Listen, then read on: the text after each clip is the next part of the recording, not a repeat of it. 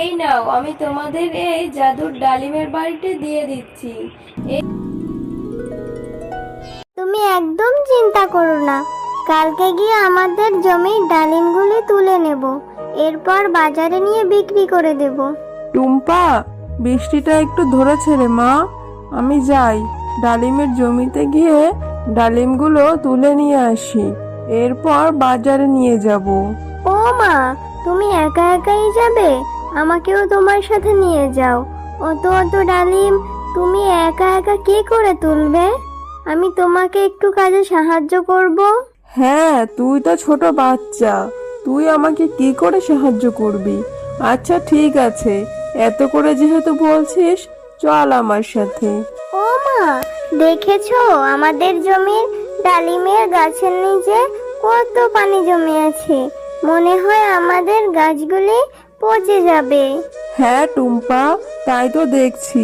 এভাবে বৃষ্টি হতে থাকলে 2-1 দিনের মধ্যে আমাদের ডালিম গাছগুলি পানি জমে গাছগুলি নষ্ট হয়ে যাবে, ফুল ঝরে আমাদের পাকা ডালিমগুলি পচে যাবে। ও মা, আমাদের এই ডালিমের যে ডালপালাগুলি থাকবে, ওই ডালপালাগুলি দিয়ে আমরা সুন্দর একটা নৌকা বানিয়ে ফেলবো। তাহলে দেখবে আমরা আর বন্যার পানিতে ভিজবো না, আর আমাদের কোথাও যেতেও হবে না। হ্যাঁ রে টুম্পা, তুই তো ভালো কথাই বলেছিস।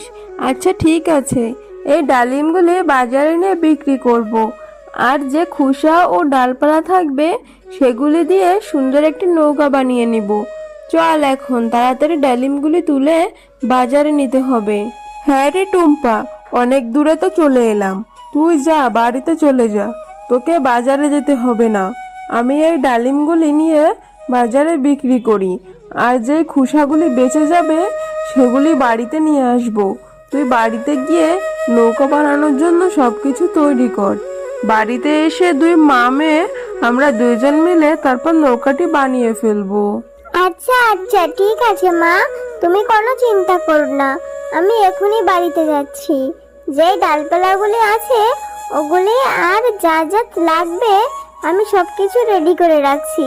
তুমি এই ডালিমগুলি বিক্রি করে তাড়াতাড়ি সাবধানে বাড়িতে ফিরে এসো। এরপর শেফালি শিয়ালিনী বাজারে গিয়ে সেই ডালিমগুলি বিক্রি করতে থাকে। ডালিমের জুসগুলি সস্তায় বিক্রি করাতে অনেক ক্রেতা হয়। হ্যাঁ রে শেফা, তুই তো দেখছি এত সস্তায় ডালিম বিক্রি করছিস, তোর তো দেখছি মাথাটা খারাপ হয়ে গেছে। এত দামের ডালিম তুই সস্তায় বিক্রি করছিস, আবার জুস করে বিক্রি করছিস? হ্যাঁ গো বাঘিনী মামি, ভাবছি এবছর হয়তো অনেক বন্যা হবে। বৃষ্টি যে ভাব দেখছি, ডালিম গাছের গোড়াতেও পানি জমে গেছে। এভাবে চলতে থাকলে যে গাছের ডালিমগুলি নষ্ট হয়ে যাবে, এই জন্যই বন্যার প্রস্তুতি নিচ্ছি। বৃষ্টি দেখছিস আর ভেবে নিলি বন্যা হয়ে যাবে? যাক, তোর মতো পাগলের সাথে আর কথা বাড়াতে চাই না। সস্তায় যে ডালিমের জুস খেতে পারছি, এটাই কত। হ্যাঁ গো বাঘিনী মামি, সস্তায় আমার জমির ডালিমগুলি বিক্রি করতে পারছি বলে গ্রামের অনেক পশুই কম দামে সস্তা ডালিম খেতে পারছে। শেফালি, তুই বিক্রি করছিস তা করতে থাক, আর বেশি বেশি করে বন্যার প্রস্তুতি নিতে থাক। আমার তোর মতো পাগলের সাথে আর কথা বাড়াতে হবে না, আমি বাড়িতে চলে যাই। এরপর শেফালি শিয়ালিনী তার সমস্ত ডালিমগুলি বাজারে বিক্রি করে যে খোসাগুলি বেঁচে যায় খোসাগুলি নিয়ে বাড়িতে ফিরে যায়। ও মা, দেখো আমাদের এই ডালিমের ডালপালা দিয়ে বানানো নৌকাটি কত সুন্দর দেখতে হয়েছে। হ্যাঁ টুম্পা, আমরা দুজন তো নৌকাটি বানিয়ে নিলাম, এখন নিশ্চিন্তে থাকা যাবে। যদি বন্যা হয়ে যায় তাহলে আমরা এই নৌকাতে চড়ে কোনো একটা নির্জন জায়গায় আশ্রয় নিতে পারবো।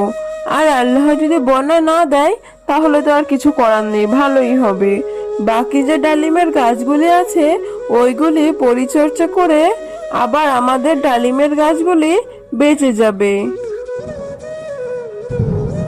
ও মা, আমার যে খুব ভয় লাগছে।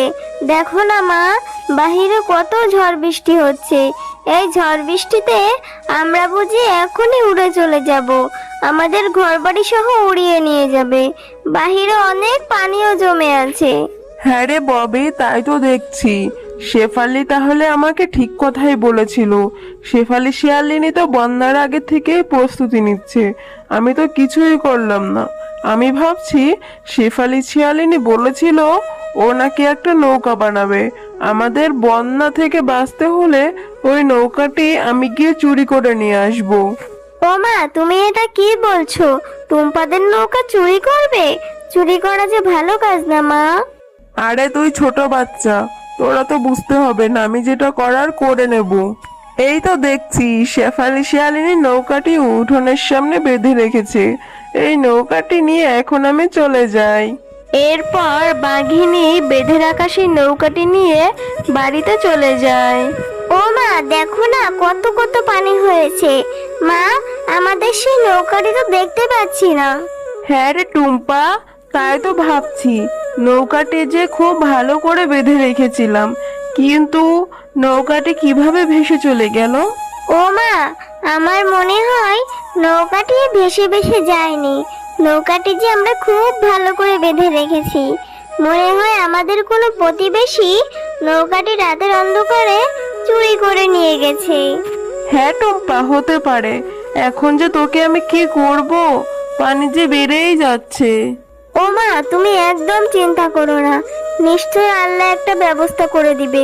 মা, ওই যে দেখো, ওই দিক থেকে কত সুন্দর একটা নৌকা ভেসে আসছে। হ্যাঁ টুম্পা, তাই তো দেখছি নৌকাটি যে বেশ সুন্দর। নিশ্চয়ই আল্লাহ আমাদের সাহায্য করেছে। চল, এই নৌকাটা নিয়ে আমরা কোনো একটা নির্জন জায়গার ব্যবস্থা করি। কোনো একটা দ্বীপ পেলে সেখানে গিয়ে উঠবো।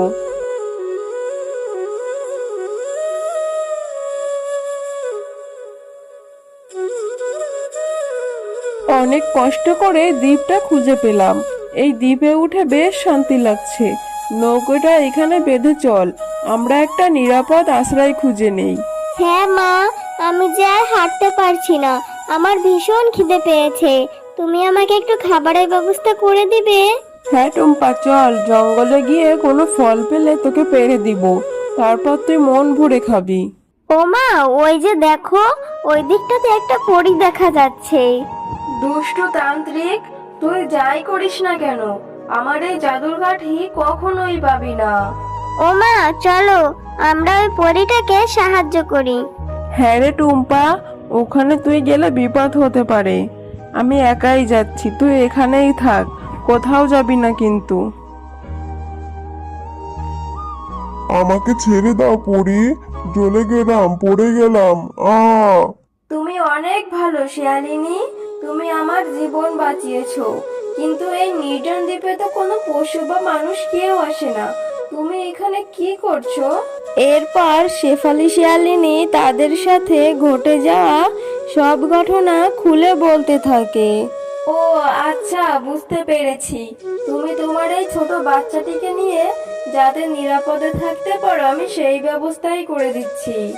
এই নাও, আমি তোমাদের এই জাদুর ডালিমের বাড়িটি দিয়ে দিচ্ছি। এই সোনার জাদুর ডালিমের মধ্যে তোমরা তোমাদের প্রয়োজনীয় সবকিছু পেয়ে যাবে। তোমাকে অনেক ধন্যবাদ পরি, তুমি অনেক ভালো। তোমার এই ঋণ আমি কখনোই ভুলবো না।